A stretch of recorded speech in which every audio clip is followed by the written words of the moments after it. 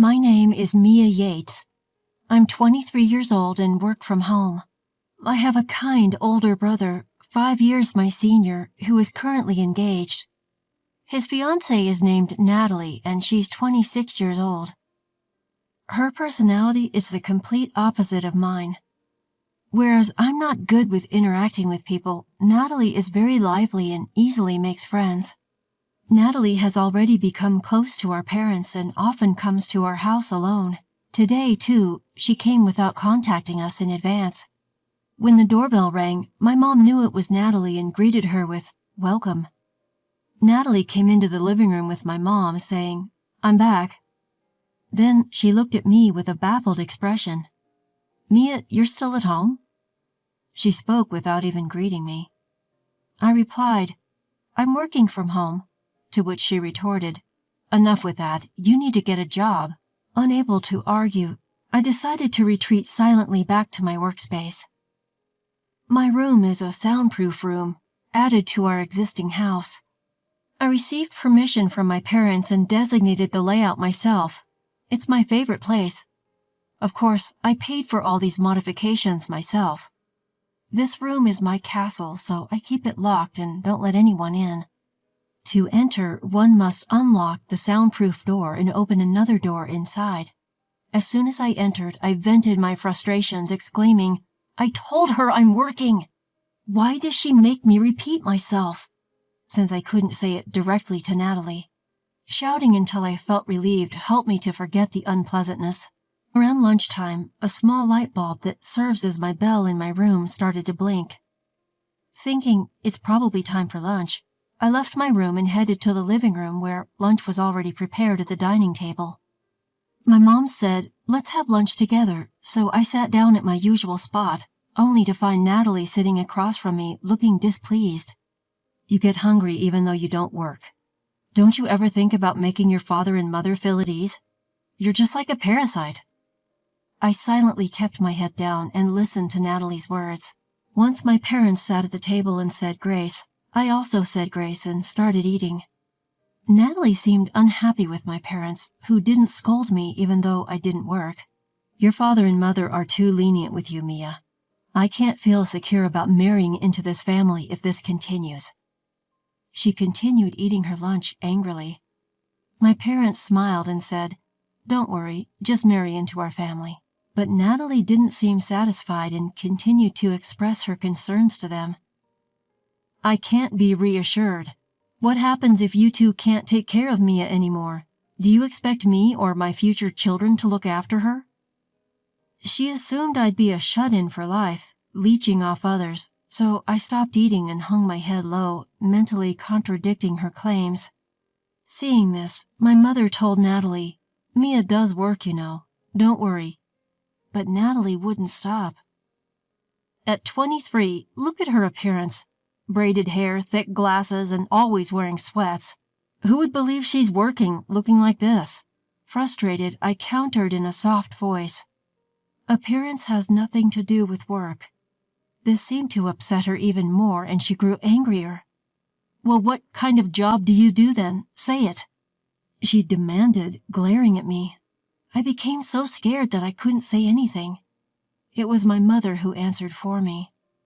"Only our family knows about Mia's job. I'm sorry, but we can't discuss it right now." Hearing this, Natalie stood up and stormed off, saying, "So I'm not in this family? Is that it?"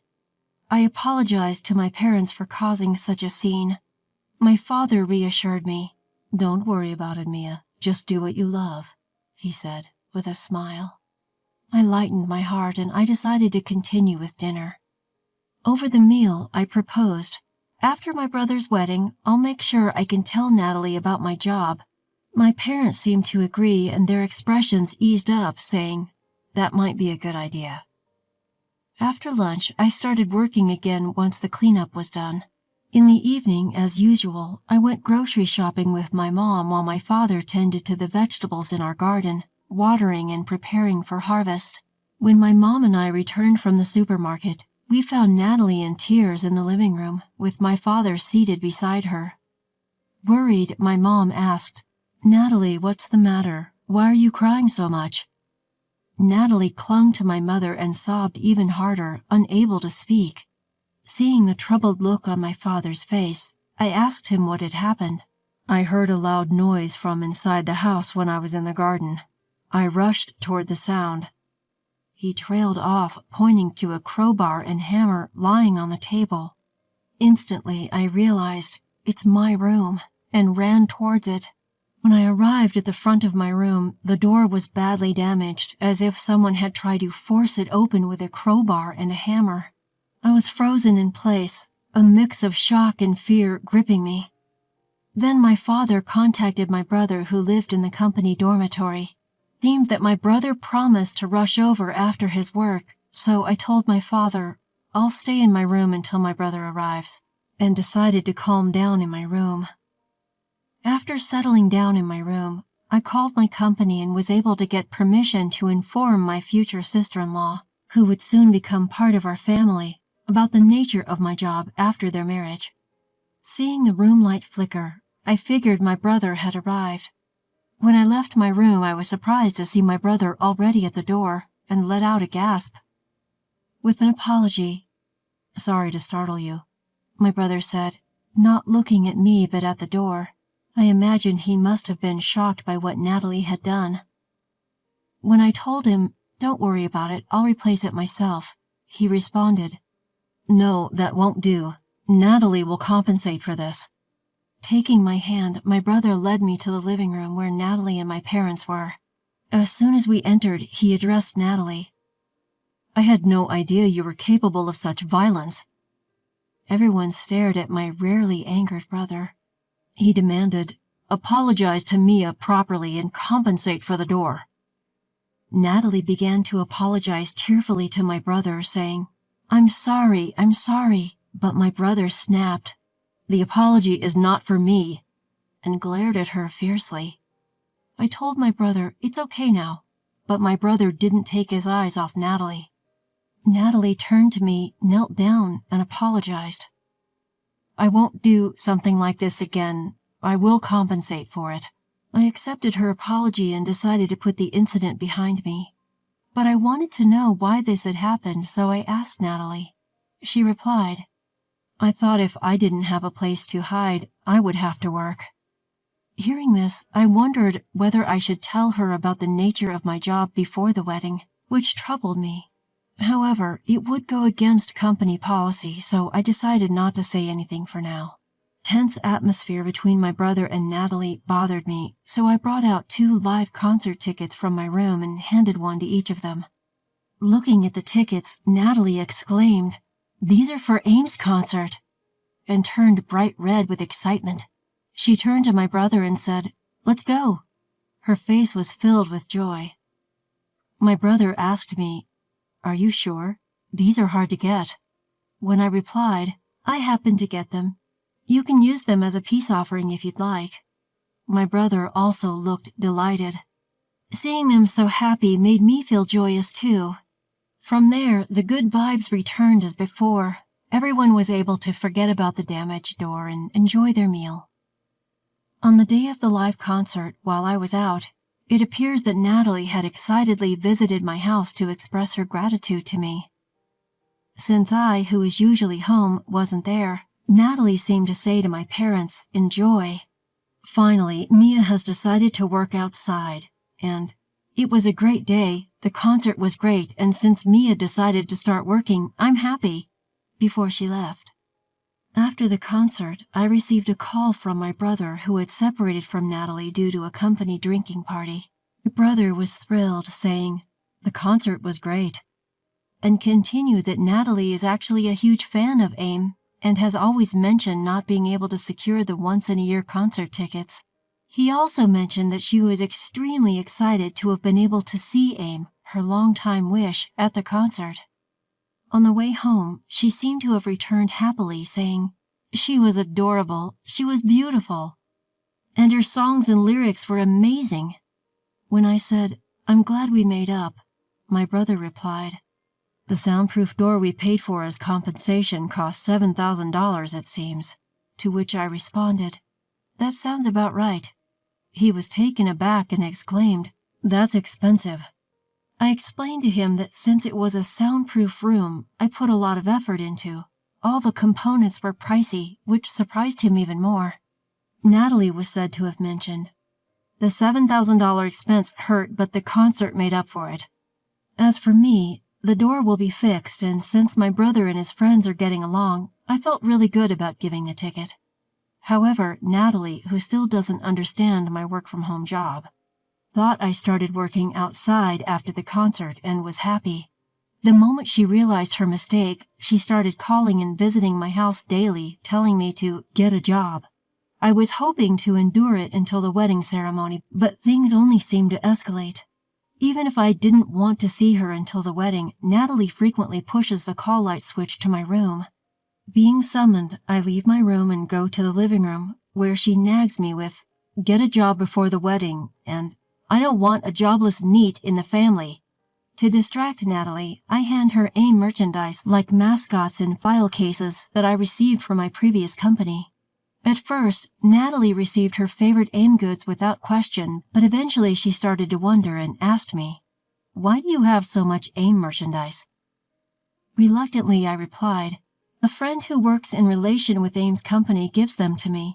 Upon hearing this, she smiled and her mood improved even more as she said, "Please get me more tickets next time." However, there's still a problem. She seems to want more merchandise and started making a fuss about being allowed into my room, causing me trouble. I managed to stop her a few times, but I was worried that she might break the door again, so I mustered up the courage to give her a stern warning. "Natalie, if you break the door again, it won't just be the door fee this time. Last time I paid for the repairs. Next time you will be the one paying." Upon hearing this, Natalie's face turned pale. I wonder if she really was planning to do it again, I thought to myself. All I could do was hope that the wedding ceremony would be over soon so I could be free. Even after that, until the wedding day, there was never a day when Natalie visited and the call light didn't flash. I can't count how many times I shouted, "Enough already!" in my room. I tried talking to my brother about it, but he was in a resigned mode, saying, "I've told Natalie over 100 times that me is working, but she doesn't seem to listen to me." In my mind, I told my brother, "Hey, you should get angry, like when she broke my door." But there was no hope in relying on my brother, who had said he was busy, finishing up a ton of work before the wedding. Otherwise, he wouldn't be able to go on the honeymoon. So I had no choice but to give up. Then finally, it was the day before the wedding.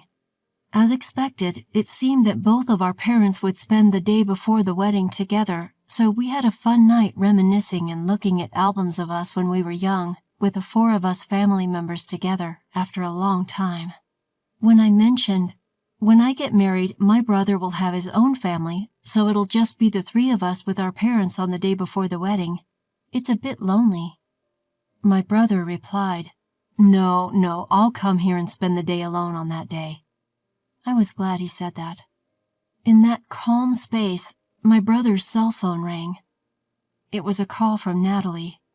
When my brother answered the phone, it seemed she asked to speak with me, and he handed me the phone, saying, "Natalie wants to talk to you." When I answered the phone, she said, "Hey, something's up with AIM. She's making a big announcement tomorrow. Ask your friend who gives you the merchandise what it's about. What if she's quitting or going on hiatus?" Apparently, AIM's agency had announced on social media that there would be a major announcement tomorrow. I didn't want to be disturbed during my relaxing time with my family, so I said, "I don't know," and hung up the phone. Brother seemed to feel the same way and turned off his cell phone. When our father said, "We have to get up early tomorrow, let's go to bed now," my brother began to bow deeply and said, "Father, Mother, thank you for taking care of me so long. From now on, I will be happy with Natalie." Mom quickly responded, "That's what women do when they get married." When my brother said, "Really?" Our family ended the night before the wedding with a big laugh. Finally, the day of the wedding arrived. I told my family that I would be a little late in the morning, and my parents and brothers went ahead to the venue. When I arrived at the venue a little later, I went to the waiting room to convey my congratulations to Natalie and knocked on the door. There, Natalie, the beautiful bride, was sitting alone, fully prepared. The moment I was about to say my congratulations, the beautiful bride turned into a demon and said, "Hey, I still had something to say yesterday when you hung up the phone." I apologized, and when I asked what she wanted, she said to me, "You can go home now." I said, "But it's my brother's wedding." And she said, "I've been telling you this for a long time. Why didn't you get a job after all I've said? I don't want people to think you're part of the family." And I tried to say, "But..." Natalie walked up to me and got close to my face and said, "If I say go home, you go home," and closed the door with all her might. Feeling dejected, I retreated to a separate room that had been reserved for me. There, I had my makeup and hair done by professionals and changed into the cocktail dress I had bought for the wedding, preparing for my brother's wedding that I would not be attending. In the midst of this, I received a call from my parents. I explained the situation to them, assuring them that although I wouldn't be at the ceremony, I still intended to celebrate. Then, the wedding ceremony that I was absent from began. I decided to watch the event on the venue's monitor to get a sense of being there. There was a moment when my brother looked for me and I nearly broke down in tears. But I told myself, it's a day for celebration, not tears, and continued to watch and bless the event. After the entertainment was over, the female MC said, "We have a celebration video for the stars of today's show. Please look at the monitor." The room darkened and a video started playing on the monitor. The room erupted in screams of delight. The image on the screen was of Aim, whom Natalie loved so much, and then shared a congratulatory message. Yes, in truth, I am Aim. Congratulations on your marriage, brother and Natalie. Natalie looked surprised and turned to my brother. He seemed to be saying, "That's Mia. I've been eagerly awaiting this day, but I'm sorry I couldn't attend due to urgent matters." After giving a false excuse for my absence, I shared a simple congratulatory message, then revealed, "Natalie, I'm sorry I never told you that I'm part of your new family. However, I've decided to work overseas. We probably won't see each other in the future, so feel free to pretend we're not family. Oh, and I wasn't a shut-in. I was working in my home studio." Although I let a bit of sarcasm slip, I ended my message saying, "I wish you happiness." I'm a singer-songwriter named Aim who gained popularity on social media. My stage name, Aim, is my real name, Mia, spelled backward. I worked from home, recording songs and writing music after joining a talent agency. When the lights came back on, all eyes were on Natalie. She was as pale as a ghost and looked utterly dumbfounded. Once my job was done, I left the venue with the hair and makeup artists and other staff. Later on, my brother called. Apparently, after we left, Natalie was supposed to thank the guests and see them off, but instead, she was running around the venue looking for me. When she found I had already left, she broke down crying in front of the folding screen. What's more, I heard from friends that she's now known as the bride who isn't considered family by Aim, and my speech from the wedding has gone viral on social media. I heard she regrets what she did and can't even go out in her neighborhood anymore.